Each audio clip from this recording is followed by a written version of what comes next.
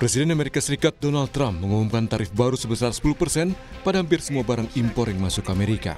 Di samping itu, Trump memberlakukan tarif timbal balik terhadap sejumlah negara termasuk Indonesia. Indonesia muncul pada daftar tarif timbal balik yang diumumkan Trump. Disebutkan Indonesia menerapkan tarif sebesar 64% untuk barang-barang dari Amerika Serikat.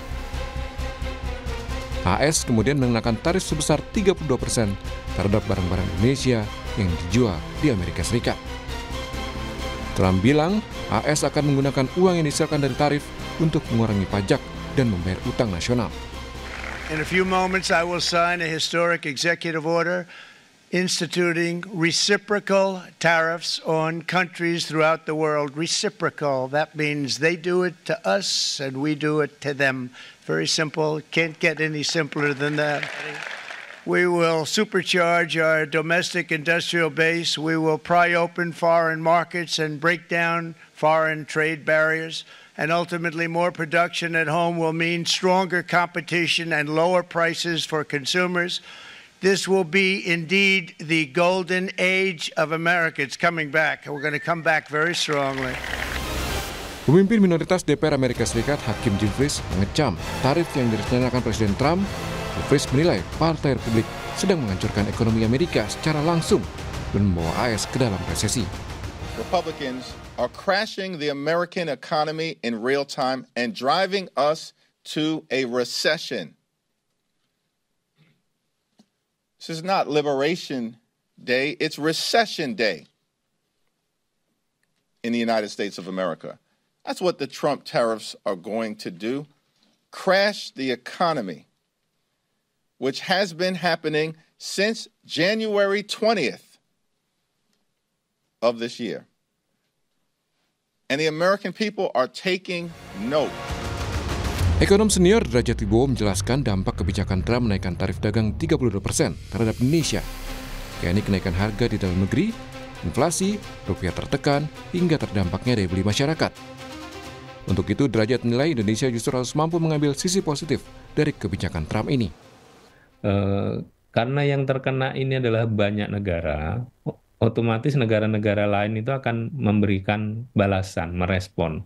Cina sudah mengancam akan memberikan countermeasures, ya, tindakan-tindakan balasan. Uni Eropa juga demikian. Dan semua tindakan balasan itu nanti ujung-ujungnya adalah restriksi perdagangan. Dan semua bentuk restriksi perdagangan ujungnya itu akan meningkatkan harga. Sehingga nanti harga-harga di pasar global akan naik, ya, harga barang dan jasa di pasar global naik, otomatis impor barang dan jasa Indonesia dari pasar global juga akan naik. Pasca kebijakan tarif dagang yang diumumkan Trump, Indonesia mengirimkan delegasi tingkat tinggi untuk melakukan negosiasi langsung dengan pemerintah Amerika Serikat. Tim Liputan, Kompas TV. Saudara, ini adalah deklarasi kemerdekaan ekonomi kami. Itu yang kemudian diungkap oleh Donald Trump saat menetapkan tarif baru barang impor asal Indonesia yang masuk ke Amerika Serikat sebesar 32%. Tarif ini merupakan tarif timbal balik karena Indonesia mengenakan tarif terhadap barang dari Amerika Serikat yang masuk ke RI. Lalu apa dampak dalam waktu dekat bagi masyarakat Indonesia? Apakah benar inflasi, PHK massal, lalu apakah harga-harga barang pokok juga akan naik? Mari kita akan ulas bersama dengan narasumber. Sudah ada bergabung bersama kami melalui sambungan daring Direktur Ekonomi Digital Selyos, Mas Nailul Huda. Selamat pagi, Assalamualaikum Mas Nailul. Assalamualaikum warahmatullahi wabarakatuh. Pagi juga Mbak. Ya, kemudian juga ada anggota Komisi 11 DPR dari fraksi PKS, sudah ada Muhammad Khalid. Selamat pagi, Mas Khalid. Selamat pagi, Assalamualaikum semuanya. Ya, ini kita dikejutkan ya dengan pengumuman kemarin 2 April 2025 yang dilakukan oleh Presiden Donald Trump soal penetapan tarif begitu ya. Yang paling sederhana yang bisa dipahami dulu, saya ke Mas Nailul. Mas Nailul, apa sebenarnya alasan dari Amerika Serikat untuk menerapkan tarif ini dan apa dampak yang paling signifikan akan terasa untuk Indonesia? dijelaskan pemahamannya secara sederhana agar kita kaum awam ini bisa mencerna, oh dampaknya seperti ini. Seperti apa, Mas Nailul?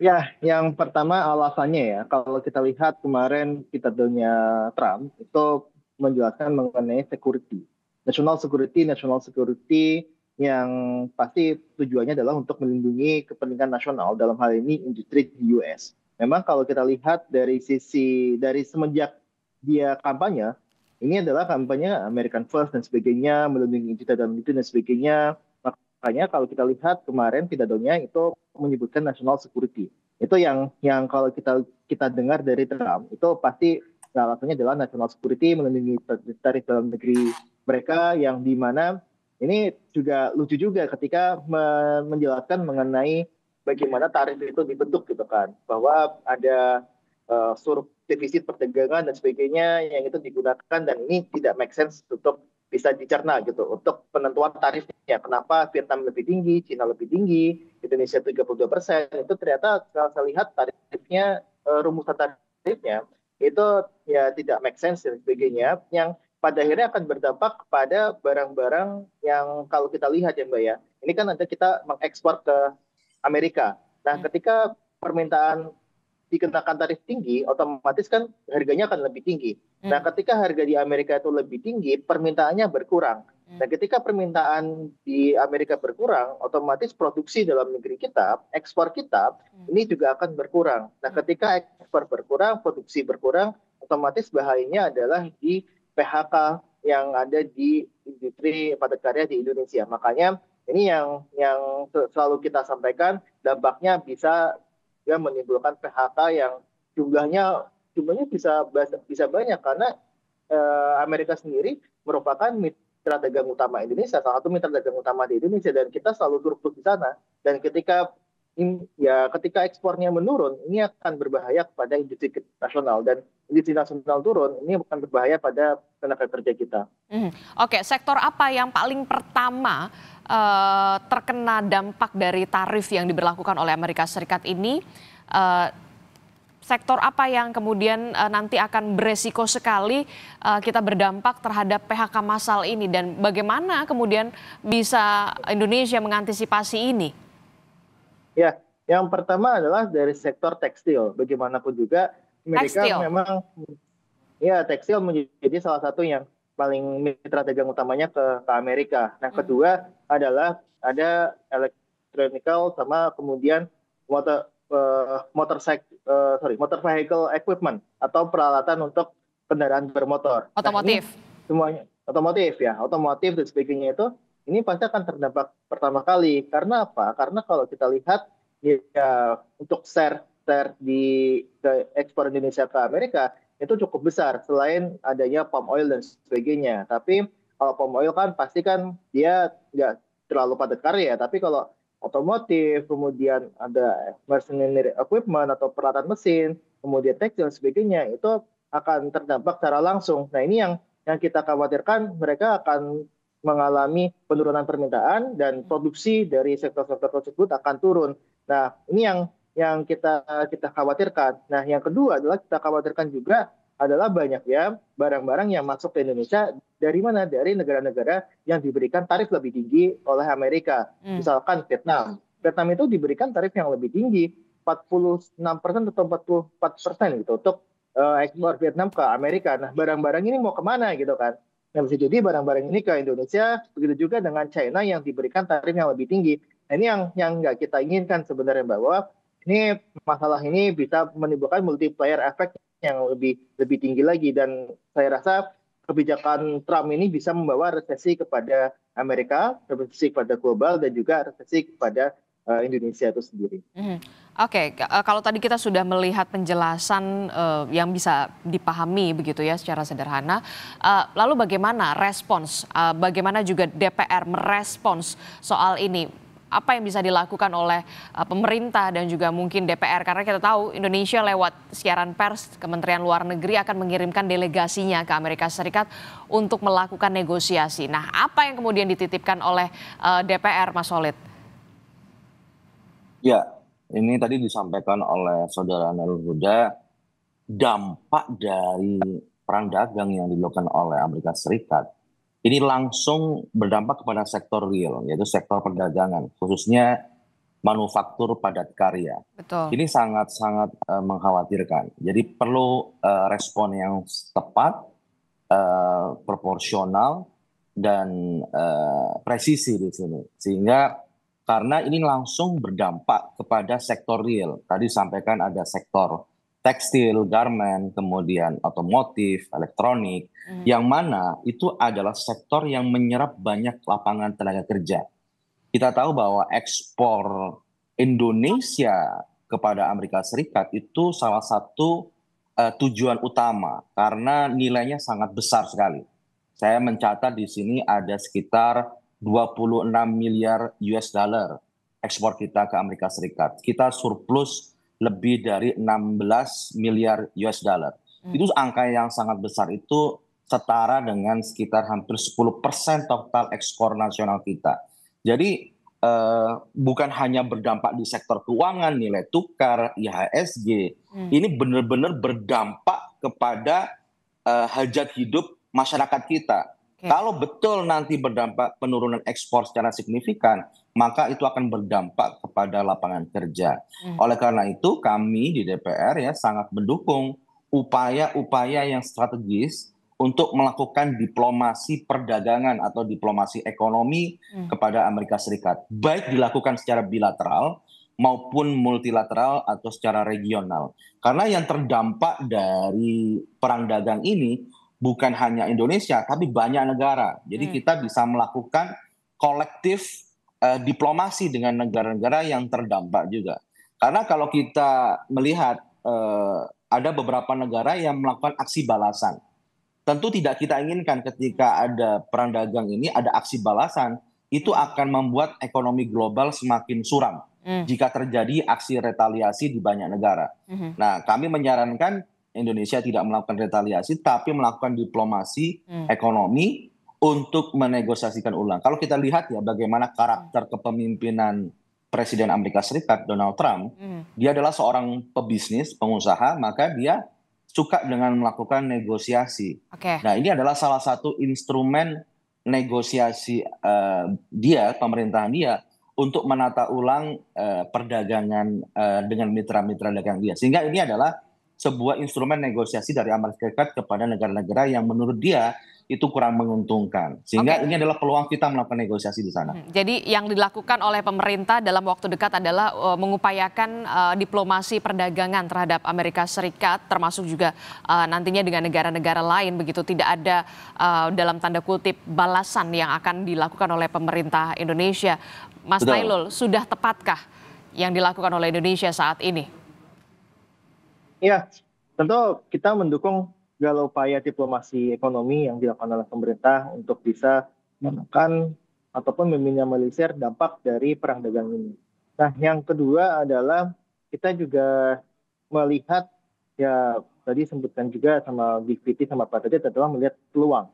Peluang untuk apa? Peluang untuk bisa misalkan untuk Vietnam. Vietnam itu kan diberikan tarif lebih tinggi dibandingkan dengan Indonesia, 46%. Nah, ketika itu pasti untuk pabrik-pabrik seperti alas kaki di Vietnam sebagainya, ini akan menghadapi nilai ekspor yang lebih mahal ke Amerika. Nah, ini yang kita harapkan adalah adanya relokasi dari pabrik-pabrik yang ada di Vietnam, China dan sebagainya itu ke Indonesia. Walaupun kita tahu bahwa Indonesia juga terkena tarif gitu kan, nanti investor itu akan menghitung ini tarif di Indonesia 32%. Ketika diekspor ke Amerika, ini berapa nih untuk biayanya gitu kan, untuk total harganya gitu. Nah, ini yang harus kita tunjukkan juga, ini bisa jadi peluang untuk kita menarik investasi lebih banyak. Walaupun yang kita lihat di sini juga ada beberapa kekhawatiran seperti tadi ketika lebih mahal di Amerika, ini bisa masuknya ke pasar domestik kita. Ini yang harus kita waspadai. Nah, ini yang kita lihat harus ada diplomasi dan juga harus juga bisa melihat peluang. Peluang untuk apa? Peluang untuk bisa kita merelokasi ataupun menerima relokasi dari investor-investor yang dia terkena impact yang lebih besar seperti dari Vietnam ataupun dari China. Oke, tadi Anda juga sudah menyinggung soal bagaimana dampak yang nantinya terjadi. Salah satunya adalah sektor padat karya yang kemungkinan besar kita tidak ingin sebenarnya begitu ya. Terancam PHK massal di sektor tekstil. Nah, bagaimana dengan harga bahan pokok? Apakah nanti juga ikut berdampak bahan pokok apa yang nantinya akan ke depannya akan naik begitu dengan adanya kebijakan dari Donald Trump ini yang tentu saja langsung dirasakan oleh masyarakat Indonesia? Ya, yang pertama adalah imported inflation ya. Imported inflation itu ataupun inflasi yang ditimbulkan dari adanya arus impor. Kalau kita lihat ini kan akan ya banyak yang bilang akan menyebabkan rupiah itu melemah. Rupiah melemah, otomatis barang-barang yang dia diimpor dari luar itu juga akan meningkat harga dalam negerinya. Nah, ketika harga dalam negeri impor itu meningkat, otomatis harga yang diterima oleh konsumen itu juga akan meningkat. Nah, ini adalah ya bisa kita bilang alur kenapa sih perang dagang ini bisa menyebabkan dari sisi kurs dolar rupiah terhadap dolar itu melemah, kemudian ini bisa menimbulkan inflasi yang ditimbulkan dari sisi impor gitu kan, dan ini bisa membawa efek kepada harga-harga yang diterima sama masyarakat untuk barang-barang impor itu akan lebih mahal. Misalkan contohnya adalah kedelai yang kita masih impor dari Amerika, yang itu pasti harganya akan lebih mahal. Nah, ini yang kita lihat akan menimbulkan imported inflation atau inflasi yang ditimbulkan dari adanya dari sisi impor. Oke, jadi bisa dikatakan nanti ketika kita kan sampai saat ini masih impor ya soal kedelai, itu artinya harga tempe, harga tahu di depan mata ini akan naik signifikan dengan adanya ini.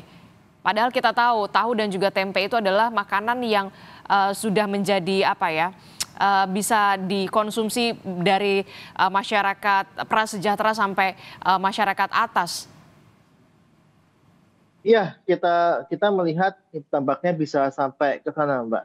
Dan kita juga tengah menghitung ini dampak dari kenaikan tarif ini terhadap PDB, karena kalau kita lihat ini juga bisa menyebabkan penurunan dari ya nasional ya. PDB kita akan turun cukup tajam dan pertumbuhan ekonomi di tahun 2025 impact-nya bisa hanya di sekitar 4,4% saja. Dan kita yang paling berbahaya adalah untuk penyerapan tenaga kerja kita ini bisa berkurang sekitar 1,2 juta tenaga kerja ketika ini menimbulkan efek yang luar biasa, Mbak. Jadi ini yang tengah kita validasi hitung dan impact seperti inilah yang seharusnya ini bisa diminimalisir dampaknya oleh pemerintah gitu kan. Bisa melalui negosiasi, bisa melalui ya tadi peluang-peluang dan ya saya rasa bisa mencari pasar ekspor baru seperti ke seperti ke Afrika, seperti ke Amerika Latin dan sebagainya. Yang ini bisa menimbulkan permintaan ya naik untuk daerah-daerah tersebut yang kita tahu itu potensial untuk dikembangkan ke arah sana. Oke, saya ke Pak Mas Holid. Mas Holid ini kan tadi sudah disebutkan yang sudah di depan mata ini adalah kedelai. Kedelai kita tahu untuk tempe dan juga tahu begitu yang kita tahu makanan tahu dan juga tempe ini dikonsumsi mulai dari kalangan prasejahtera sampai kalangan atas begitu. Dengan adanya kebijakan ini tentu saja akan ada kenaikan harga, bisa saja sudah tidak terjangkau lagi. Apa yang nanti akan dilakukan oleh DPR? Apakah DPR nanti akan memanggil mitra kerja pemerintah untuk membahas ini seperti apa, terutama harga bahan pokok yang nantinya akan berimbas naik dengan adanya kebijakan Donald Trump ini? Ya, tentu pemerintah harus betul-betul mereview, mengkaji secara mendalam terkait dampak perang dagang ini. Pertama, dampak jangka pendeknya seperti apa, dan dampak jangka menengah dan panjangnya. Kami concern sekali dengan dampak jangka menengah dan panjangnya terkait daya saing ekspor kita. Nah, betul tadi disampaikan bahwa perlu ada strategi diversifikasi pasar ekspor baru. Jika nanti proses diplomasi dagang kita tidak seperti yang kita harapkan hasilnya, maka harus ada diversifikasi pasar ekspor baru selain Amerika Serikat itu harus ada. Kalau tidak, maka akan terdampak secara signifikan terhadap industri kita. Dan ini akan juga berdampak kepada fiskal kita, di mana fiskal kita sebelum ada perang dagang sudah tertekan, dan ini juga akan terdampak lagi. Bagaimana nanti industri yang padat karya ini terdampak karena perang dagang, maka pemerintah juga harus memberikan paket insentif fiskal kepada industri-industri yang terdampak tadi. Karena mereka adalah penyerap lapangan kerja. Jadi memang ini dampaknya multisektor ya, dari sisi perdagangan terdampak, industri terdampak, fiskal juga terdampak, bahkan sektor keuangan dan moneter juga terdampak. Saya kira ya ini akan dampaknya multisektor dan tentu lintas kementerian, lintas otoritas fiskal, otoritas perdagangan, otoritas moneter harus melakukan sinergi yang lebih kuat lagi mengatasi hal ini. Dalam waktu dekat, apakah DPR akan mengajak mitra kerja Anda untuk kemudian membahas ini, duduk secara bersama-sama bagaimana ini ke depannya? Iya, jadi nanti di DPR untuk perdagangan nanti di Komisi 6, untuk sektor keuangan dan makroekonomi nanti kami di Komisi 11 akan segera meminta pandangan dan antisipasi dari pemerintah. Oke.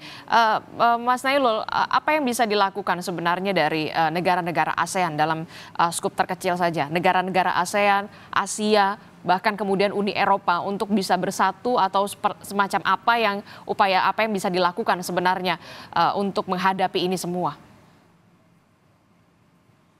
Mas Nailul?